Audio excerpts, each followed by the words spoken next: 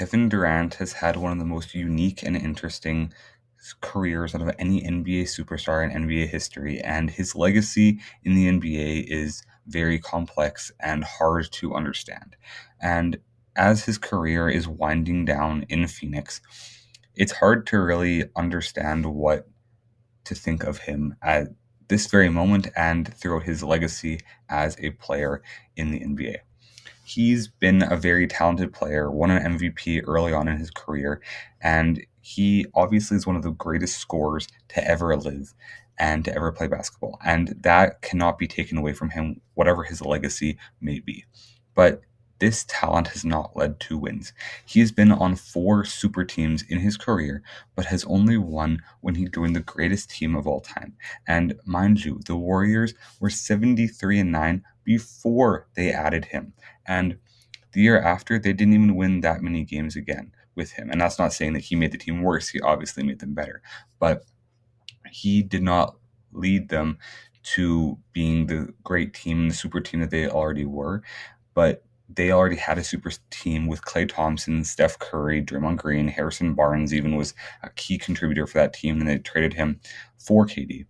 But then he goes to Brooklyn, and he had James Harden and Kyrie Irving, but could never even make a conference final. And yes, his shoe was just too big that one time, but that was a failed experiment, and they were in the easy Eastern Conference. And that Eastern Conference didn't have a super team, while the Western Conference was much more difficult, but he still could not lead this team.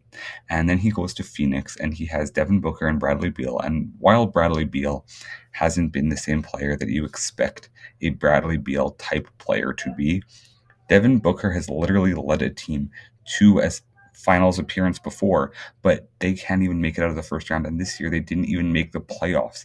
And Kevin Durant's leadership and being the number one player on a team has to be questioned, because the one time that he was not a number one option, or at least was in a 1A, 1B situation with Steph Curry, he won a championship. But when he was in OKC as a number one guy, couldn't win a championship. When he was in Brooklyn as the number one guy, he couldn't even make a conference final. And now in Phoenix, when he's supposed to be the number one guy that will lead them to wins, he has not been that.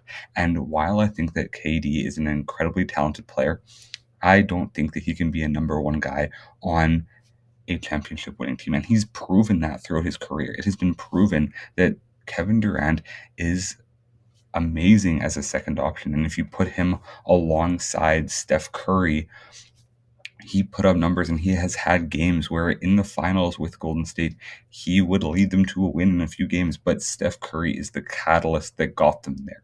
And in that finals, when Kevin Durant was playing so amazing, the reason he got so many shots was because they were double teaming Steph Curry the entire time. Cleveland honed in on Steph Curry, leaving KD with one-on-one coverage. And obviously, when he's a great scorer, he's going to take advantage of that. But KD's legacy is just so interesting, because in three of the four places that he's gone, he hasn't been able to prove himself as the number one option that can win a championship. And the one time he went somewhere else where he wasn't the one option, he won a championship. Two, to be exact. But his career has also been a bit derailed by injuries, and it's hard to really justify calling him a merchant of Golden State when he has had injuries in Brooklyn and in Phoenix, and his teams haven't necessarily always stayed healthy.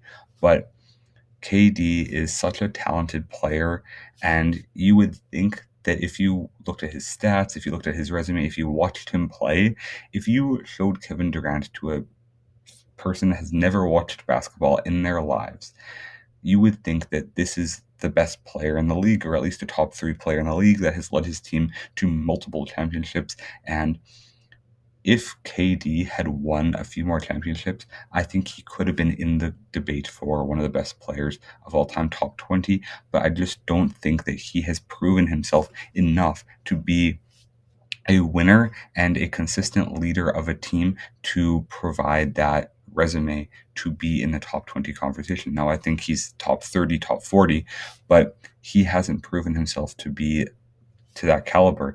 And I think even Giannis Antetokounmpo has proven more to be a guy that can lead his team to deep playoff runs. And he has led his team to a championship over Phoenix in 2021. And I think Giannis has a higher resume to be in the top 20 conversation than KD does. I think that Nikola Jokic is a much deeper resume, having 3 MVPs, potentially a fourth this year, leading his team that didn't have as much talent as any of Kevin Durant's teams to a championship in 2023.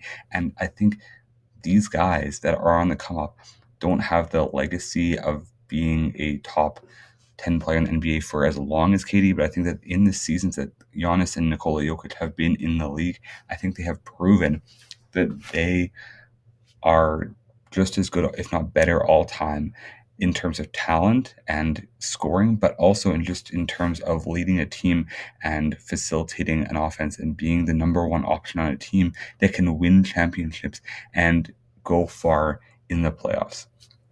Let me know what you think about Kevin Durant, and if you think that he is a top 20 player, or if you don't think he's a top 20 player, let me know where you think he ranks all time.